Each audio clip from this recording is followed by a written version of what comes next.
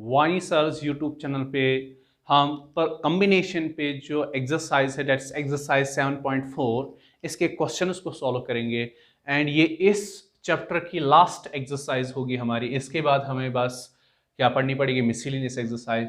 तो चलो करते हैं एक्सरसाइज 7.4 का क्वेश्चन नंबर 1। क्वेश्चन नंबर 4 में पूछा गया, क्वेश्चन नंबर 1 में पूछा गया है if NC8 equals to NC2, अगर NC8 NC2 के इक्वल हो तब आप बताओ NC2 की वैल्यू क्या होगी। तो अगर आपको याद हो जो लास्ट से पहली वाली प्रॉपर्टी हमने प्रीवियस लेक्चर में पढ़ी थी, या मैं यूं कहूं जो प्रीवियस लेक्चर में मैंने फर्स्ट प्रॉपर्टी पढ़ाई थी उसी प्रॉपर्टी पे बेस्ड क्वेश्चन है।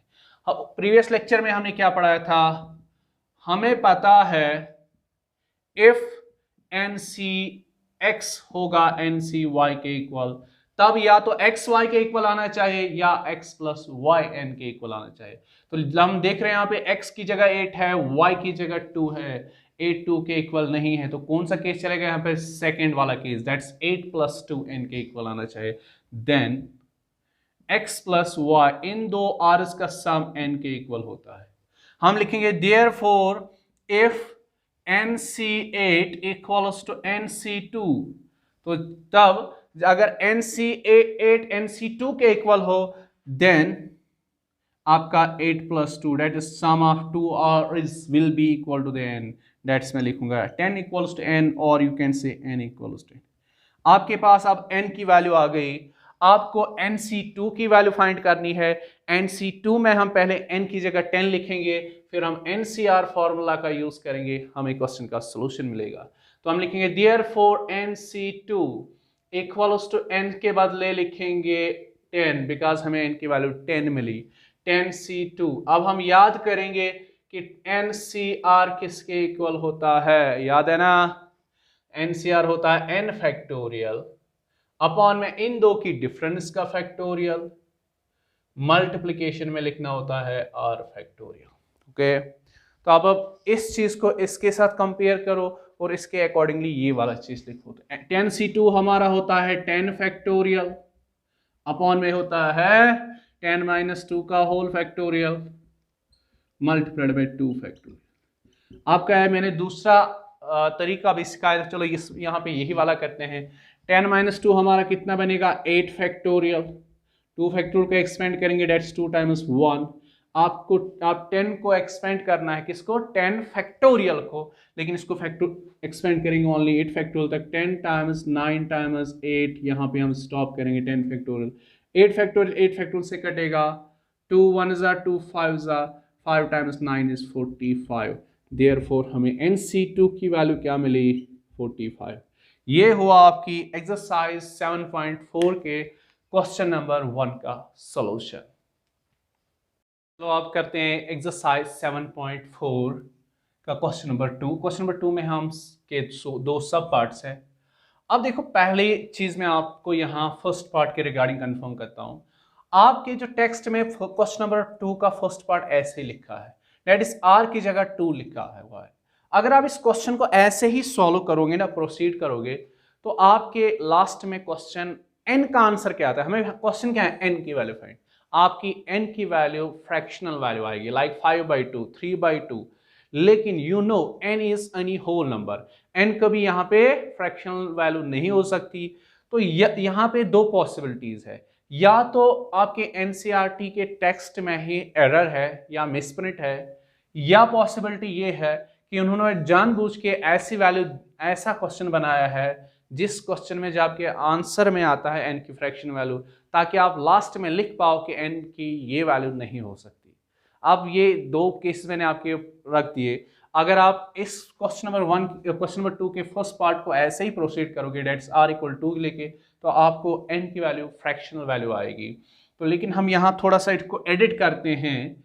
अब हमने क्या देखा कि आपके NCERT के लास्ट में जो इसका आंसर दिया हुआ है वो फ्रैक्शनल वैल्यू नहीं है, दैट मीन्स आपके NCERT में एरर है। तो इसलिए यहाँ पे हमने देखा कि क्या वैल्यू होनी चाहिए थी r की, दैट इज द वैल्यू 3। तभी वो आंसर बनता है जो आपके टेक्स्ट के लास्ट में लिखा हुआ है। जब हम n की जगह क्या लिखेंगे, r की जगह क्या लिखेंगे, 3। तो चलो क्वेश्चन नंबर 2 के फर्स्ट पार्ट का सोल्यूशन करते हैं। सोल्यूशन ऑफ फर्स्ट पार्ट हमें गिवन है this is to this equals to l/1। हम लिखेंगे गिवन हमें क्या दिया गया है, 2 NC3 अपॉन में, बिकॉज रेशियो है NC3 इक्वल्स टू 12/1। ये चीज जो हमें लिखी थी ये हमने डिवाइड में कन्वर्ट की। अब देखो इसको भी हम एनसीआर के अकॉर्डिंग सॉल्व करेंगे, इसको भी हम एनसीआर के अकॉर्डिंग सॉल्व करेंगे। हमने पढ़ा है एनसीआर होता है इक्वल n फैक्टोरियल अपॉन में इन दो की डिफरेंस का factorial, that's n minus r का whole factorial multiplied by denominator में r फैक्टोरियल। ऐसे ही आप यहां पे पहले करोगे, 2nc3 को भी इस फॉर्म में आप लिखोगे, लेकिन यहां पे कंपेयर करो, n की जगह क्या है 2n, तो ये बन जाएगा यहां पे 2n का फैक्टोरियल, 2n का फैक्टोरियल नहीं 2n का होल फैक्टोरियल।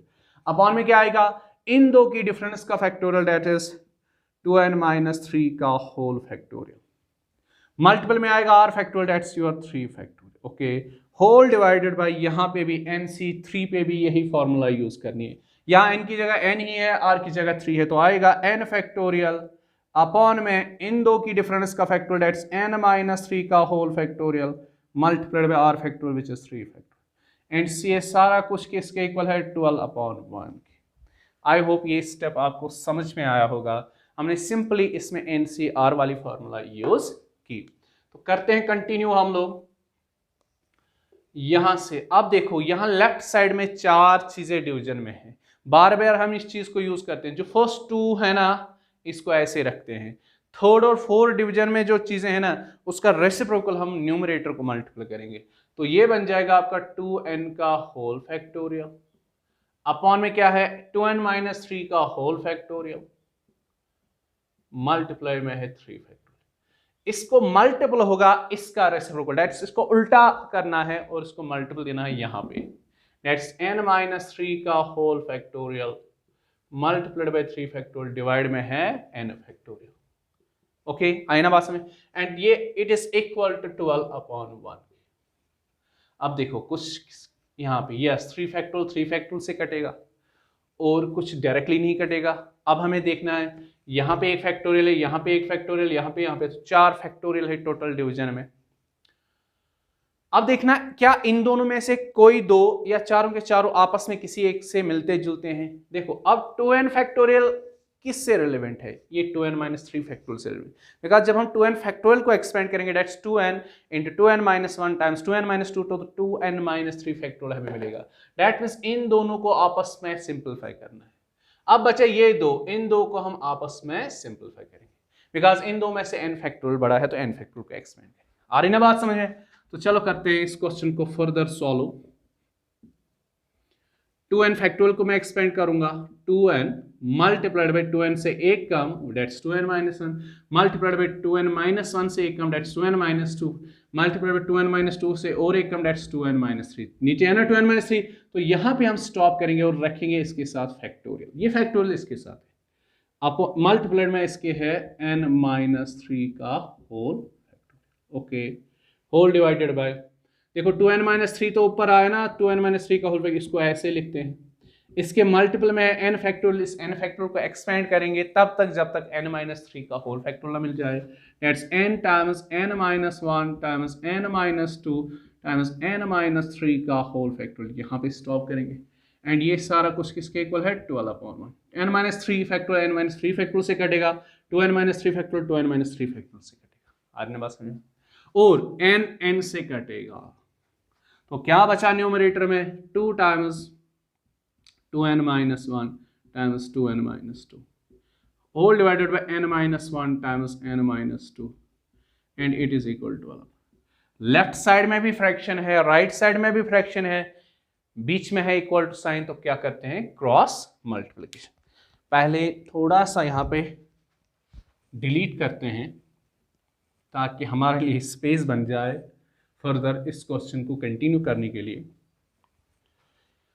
तो यहां से अब यहां पे कंटिन्यू करते हैं। ये 1 यहां पे मल्टीपल होगा तो कुछ नहीं होगा, तो 2 2 की जगह रहेगा, 2 को हम ऐसे रखते हैं। 2n माइनस 1 को 2n माइनस 2 से मल्टीपल करते हैं, दैट्स 2n टाइम्स 2n आपका बन जाएगा 4n स्क्वायर। देखो फिर क्या बनेगा, 2n माइनस 2n टाइम्स 2 बन जाएगा 4n, बट लेकिन माइनस 4n माइनस 2n, जब आप इसको सिंप्लीफाई करोगे ना 2n टाइम्स -2 ये बन जाएगा -4n, फिर -1 से 2n को मल्टीपल करेंगे तो बन जाएगा -2n, -4n, -2n आपका -6n बनेगा, लास्ट में -1 इंटू -2 बन जाएगा आपका +2।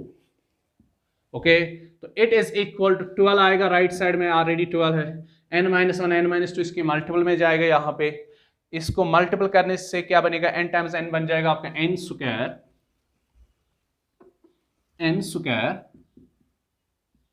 लेकिन 12 है, अंदर बन जाएगा n स्क्वायर, -n -2n बन जाएगा -3n, -1 टाइम्स -2 बन जाएगा +2।